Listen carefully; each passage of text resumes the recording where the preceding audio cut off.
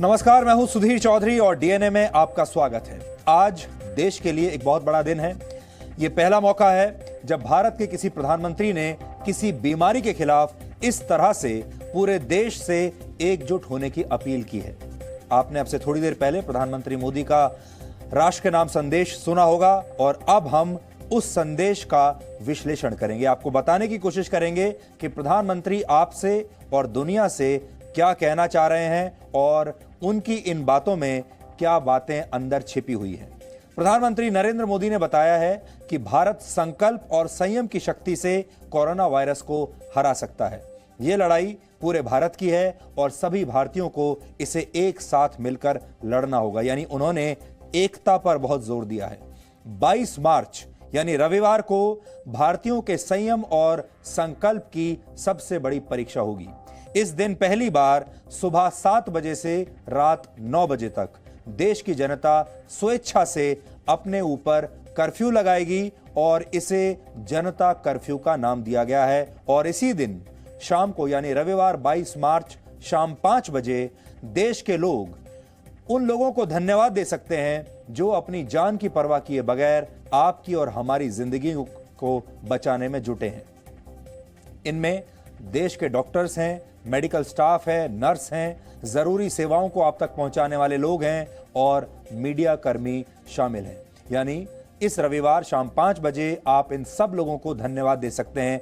आप तालियां बजा सकते हैं, थालियां बजा सकते हैं और पूरे देश को यह बता सकते हैं कि हम इन लोगों के प्रति कितने एहसानमंद हैं।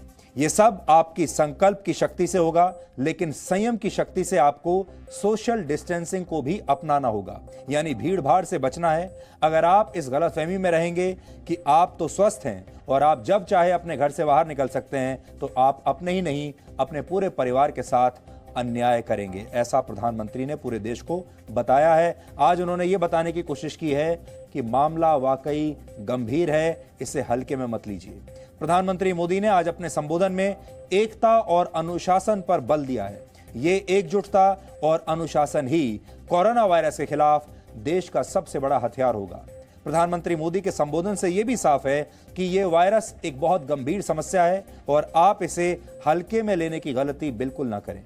25 मार्च से नवरात्रि का पर्व शुरू हो जाएगा और इस मौके पर आपको वो 9 संकल्प दोहराने होंगे जिनका आग्रह आज प्रधानमंत्री मोदी ने किया है।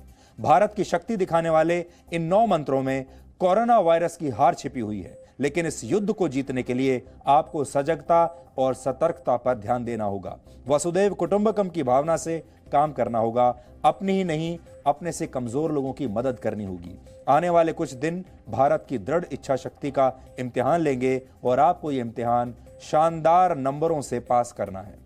आज का हमारा ये विश्लेषण एक कुंजी की तरह होगा और इसमें कही गई एक एक बात आपका जीवन जीने का तरीका बदल देगी। इसलिए संकट की इस घड़ी में ये डीएनए आपको अपने पूरे परिवार के साथ आज मिलकर बैठकर देखना चाहिए। लेकिन सबसे पहले आज की तमाम बड़ी खबरें नॉनस्टॉप न्यूज में।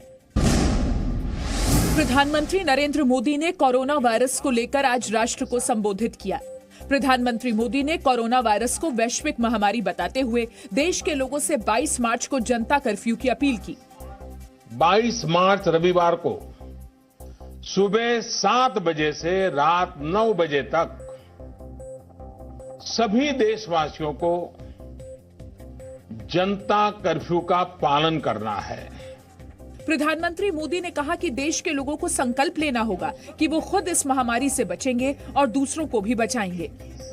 पिछले 2 महीनों से लाखों लोग अस्पतालों में, एयरपोर्ट पर, दफ्तरों में,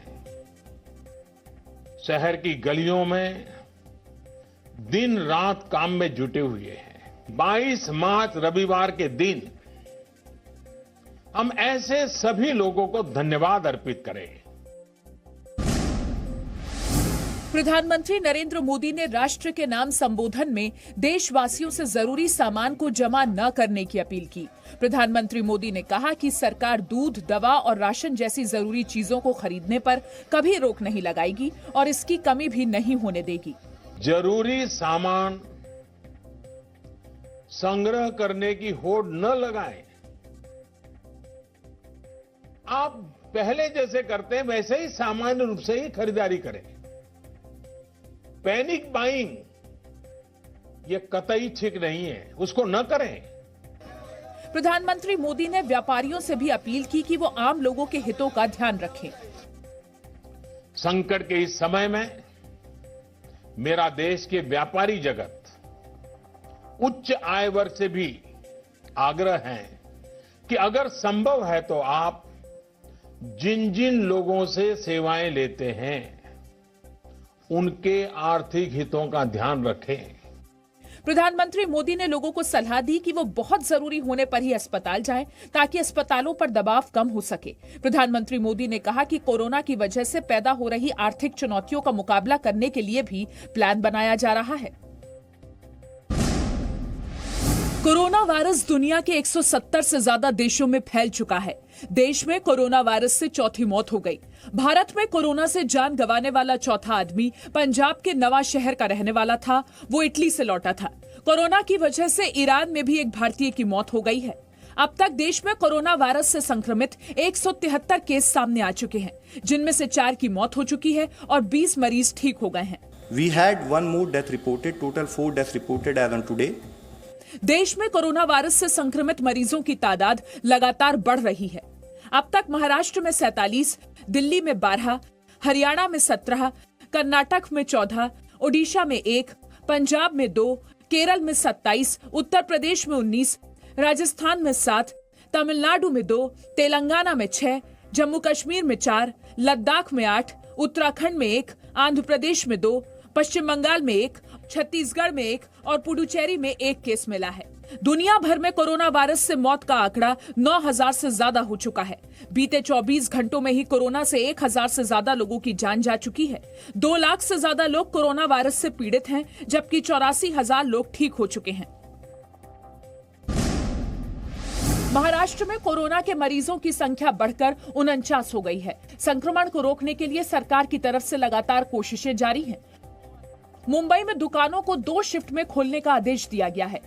मुंबई में लोगों को खाना पहुंचाने वाले डिब्बे वालों ने भी अपनी सेवा 31 मार्च तक के लिए बंद रखने का फैसला किया है। मुंबई में सेंट्रल रेलवे रूट पर 16 एसी लोकल ट्रेनों को रद्द कर दिया गया है। नवी मुंबई और पुणे में मेडिकल स्टोर, दूध और किराना की दुकानों को छोड़कर सभी दुकानों को 31 मार्च तक बंद करने का आदेश दिया गया है। पुणे में आईटी कंपनियों के कर्मचारियों को घर से काम करने के लिए कहा गया है। महाराष्ट्र के मुख्यमंत्री उद्धव ठाकरे ने लोगों से इकट्ठा न होने और अफवाहों पर ध्यान न देने की अपील की है। जेव्हा आम्ही तुम्हाला सांगतो की घरात राहा, घराबाहेर जाऊ नका, अनावश्यक प्रवास करू नका। कोरोना संक्रमण की वजह से महाराष्ट्र सरकार ने सभी सरकारी बैठकों को रद्द कर दिया है। राज्य के हालात पर नजर रखने के लिए मंत्रालय में कंट्रोल रूम बनाया जा रहा है। रिजर्व बैंक ने अपने मुंबई दफ्तर के कर्मचारियों को घर से काम करने के लिए कहा है। मुंबई में सिद्धिविनायक और हाजी अली जैसे धार्मिक स्थानों को भी बंद कर दिया गया है। कोरोना संक्रमण को फैलने से रोकने के लिए दिल्ली सरकार ने कई बड़े फैसले किए हैं। दिल्ली के किसी भी रेस्टोरेंट में बैठकर खाने पर रोक लगा दी गई है। हालांकि रेस्टोरेंट से खाना लिया जा सकता है। दिल्ली में अब 20 लोग एक जगह इकट्ठा नहीं हो सकते। इससे पहले 50 लोगों के इकट्ठा होने पर प्रतिबंध लगाया था। दिल्ली के सभी स्कूल, कॉलेज और आईआईटी को पूरी तरह से बंद कर दिया गया है। इससे पहले स्कूल, कॉलेज सिर्फ छात्रों के लिए ही बंद थे। शिक्षक और कर्मचारी आ रहे थे। मुख्यमंत्री केजरीवाल ने बताया कि दिल्ली में कोरोना संक्रमित 10 मरीजों में से 1 की मौत हुई है और 2 मरीज पूरी तरह से ठीक हुए हैं। हम लोग देखते हैं कई बार सुबह और शाम को वो वॉक करने के लिए निकलते हैं और झुंड में इकट्ठे होते हैं। तो अभी थोड़े दिन अगर हो सके तो अपने अपने घर में रहें, बाहर ना निकलें। सबसे ज्यादा एहतियात सीनियर सिटीजन्स को बरतने की जरूरत है। जवाहरलाल नेहरू विश्वविद्यालय भी अगले आदेश तक के लिए बंद कर दिया गया है। सीएम केजरीवाल ने प्राइवेट सेक्टर से अपील की है कि वो कर्मचारियों को घर से काम करने के लिए कहें। कोरोना वायरस के खतरे से निपटने के लिए केंद्र सरकार एक्शन में है। आज कोरोना से निपटने के लिए बने ग्रुप ऑफ मिनिस्टर्स की बैठक हुई, जिसमें कई फैसले लिए गए। केंद्र सरकार ने 22 मार्च से एक हफ्ते के लिए विदेश से आने वाली सभी फ्लाइट्स पर रोक लगा दी है। 15 फरवरी या उसके बाद चीन, ईरान, यूरोपीय देशों और तुर्की की यात्रा करने वालों के भारत आने पर रोक लगाई गई है। सलाह दी गई है कि 10 साल से कम उम्र के बच्चे घर से ना निकलें। 65 साल से ज्यादा उम्र के लोग भी बाहर ना निकलें। प्राइवेट सेक्टर के कर्मचारियों को घर से काम करने के लिए कहा गया है। केंद्रीय कर्मचारियों की दफ्तरों में मौजूदगी को आधा किया जाएगा। इसके लिए केंद्रीय कर्मचारियों की शिफ्ट तय की जा रही है। कई ट्रेनों को रद्द किया गया है। रेल और हवाई किराए में कई रियायतें खत्म कर दी गई हैं। ये इसलिए जरूरी है क्योंकि हम एक इन्फेक्शियस डिजीज से डील कर रहे हैं, और हमारे लिए जब हम इन्फेक्शियस डिजीज से डील कर रहे हैं तो to earn on the side of caution, थोड़ा एक्स्ट्रा एफर्ट करना, वो हम लोग को डेफिनेटली फायदा देगा, समाज को फायदा देगा। इसीलिए जितने सारे स्टेप्स हैं ये कम्युनिटी को इन्वॉल्व करने के लिए हैं, कम्युनिटी को साथ ले जाने के लिए हैं। विदेश मंत्रालय ने जानकारी दी है कि 60 देशों के नेताओं को प्रधानमंत्री नरेंद्र मोदी ने जो प्रस्ताव दिए उस पर तेजी से काम किया जा रहा है। सरकार ने भी ये भरोसा दिलाया है कि विदेशों में फंसे भारतीयों के वीजा की अवधि बढ़ाने की कोशिश की जा रही है। हमारे प्रधानमंत्री ने ये निश्चय किया था, ये इनिशिएटिव लिया था कि सारे सार्क कंट्रीज के जो मेंबर्स हैं उनको एक प्लेटफॉर्म पर लाया जाए, जिससे आपस में बातचीत करके इसको किस ढंग से और किस तरीके से इसको एड्रेस किया जा सके, इस पैंडेमिक को, उस पर विचार विमर्श हो सके। निर्भया के गुनहगारों को कल सुबह 5:30 बजे दिल्ली की तिहाड़ जेल में फांसी दी जाएगी। निर्भया के दोषियों के सारे कानूनी रास्ते बंद हो चुके हैं। सुप्रीम कोर्ट ने आज दोषी मुकेश सिंह की उस याचिका को सुनने से इनकार कर दिया जिसमें उसने कहा था कि वो घटना के वक्त दिल्ली में नहीं था। सुप्रीम कोर्ट ने दोषी अक्षय की दूसरी दया याचिका को लेकर दी अपील भी ठुकरा दी। सुप्रीम कोर्ट ने कहा कि दोषियों ने सभी कानूनी विकल्पों का इस्तेमाल कर लिया है, अब किसी नए विकल्प को नहीं सुना जाएगा। इसके अलावा पटियाला हाउस कोर्ट ने दोषियों की डेथ वारंट को रद्द करने की एक और याचिका को खारिज कर दिया। निर्भया के माता पिता ने न्याय मिलने पर खुशी जाहिर की है। देखिए, ये बिल्कुल तय है कि कल फांसी होगी और 5:30 बजे होगी। आज सुप्रीम कोर्ट में उसकी एक दोबारा क्यूरी पिटीशन थी, वो खारिज हो गई, लेकिन अब ऐसा कोई रेमेडी बाकी नहीं है जो इस डेट को पोस्टपोन कराए। कभी इस कोर्ट में कभी उस कोर्ट में दौड़ रहा है, तो कोर्ट भी समझ रही है कि सिर्फ खेल हो रहा है, इसलिए हम चाहते हैं कि 5:30 बजे की फांसी हो जाए और हम सबको न्याय मिले।